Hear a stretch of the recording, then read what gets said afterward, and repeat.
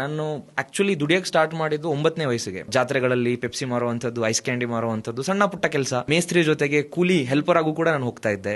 Painter ಕೆಲಸ ಮಾಡ್ತಾ ಇದ್ದೆ. ರಾತ್ರಿ ಹೊತ್ತು ಟ್ಯಾಕ್ಸಿ ಓಡಿಸ್ತಾ ಇದ್ದೆ. ಬೆಳಿಗ್ಗೆ ಹೊತ್ತು ಕಾಲೇಜ್ ಹೋಗ್ತಾ ಇದ್ದೆ. ನಾವು are you settled? Yes, of course. ಇವತ್ತಿಗೆ ಮಾರ್ಕೆಟ್ ಅಲ್ಲಿ ಈ ಕಾನ್ಸೆಪ್ಟ್ ಇಲ್ಲ ಅಂತ ಹೇಳ್ಬೋದು. ಲೀಗಲಿ ದೊಡ್ಡ ಮಟ್ಟಕ್ಕೆ ಕಾರ್ಪೊರೇಟ್ ಲೆವೆಲ್ ಅಲ್ಲಿ ತುಂಬಾ ಜನ ಮಾಡ್ತಾ ಇಲ್ಲ. ಸೇಲ್ಸ್ ಆದ್ರೆ ಆಯ್ತು, ಇಲ್ಲ ಅಂದ್ರೆ ಕಂಪನಿ ಅಥವಾ ಆ ವ್ಯಾಪಾರ ಲಾಸ್ ಅಲ್ಲಿ ಹೋಗ್ಬಿಡು.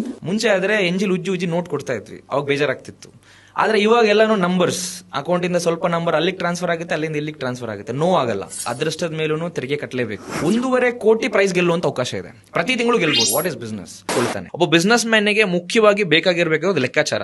ಆ ಕಷ್ಟಗಳನ್ನ ಅರ್ಥಂತ ನಾನು ಇನ್ನೊಬ್ಬರಿಗೆ ಮೋಸ ಮಾಡೋದ್ರ ಬಗ್ಗೆ ಆಗಿರ್ಲಿ, ಅಥವಾ ಅವ್ರಿಗೆ ದ್ರೋಹ ಮಾಡಿ ನಾನು ದುಡ್ಡು ಮಾಡಬೇಕು ಅನ್ನೋದ್ರ ಬಗ್ಗೆ ಕನಸಲ್ಲೂ ನಾನು ಆಲೋಚನೆ ಮಾಡಲ್ಲ ಅನ್ನುವಂತ ಭರವಸೆ ನಾನು ನೀಡಲಿಕ್ಕೆ ಇಷ್ಟಪಡ್ತೀನಿ. ಎವ್ರಿ ಮಂತ್ ನಾವು 25 ಜನರಿಗೆ ಗೋಲ್ಡ್ ರಿಂಗ್ ಕೊಡ್ತೀವಿ, ಪ್ಲಸ್ 5 ಜನರಿಗೆ ಬಂಪರ್ ಪ್ರೈಸಸ್ ಕೊಡ್ತೀವಿ. ಅಂದ್ರೆ 1 ಲಕ್ಷದ ನೆಕ್ಲೆಸ್ 5 ಜನಕ್ಕೆ, ಆರ್ ಒಂದು ಕಾರು, ಆರ್ ಸೈಟ್